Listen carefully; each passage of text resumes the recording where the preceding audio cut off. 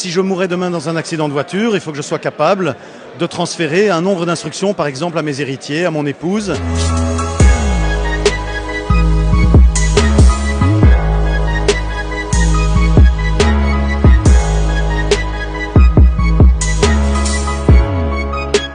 On estime aujourd'hui que 17% des bitcoins émis sont définitivement perdus par perte de clés crypto. Faire confiance à un tiers, c'est en soi une contrainte et c'est un risque.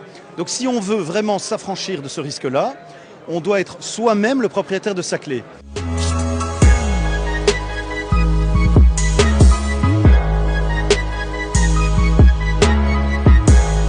Il faut que ma famille, mes héritiers soient au courant de comment j'ai protégé mes assets et qu'eux-mêmes puissent récupérer les informations lorsque ce sera nécessaire. SeedDirective fonctionne selon un principe très simple de désigner des bénéficiaires d'une part et d'autre part de définir des conditions qui vont déclencher certaines actions à partir d'une certaine date, après un certain délai, ou si je n'ai pas donné de signe d'activité pendant une certaine durée, une action va se déclencher. Et l'action, c'est de la transmission d'informations que j'aurai désignées aux bénéficiaires. J'aime pas dire que nous sommes les notaires du Web3 parce que le notaire est justement un tiers centralisé duquel on dépend.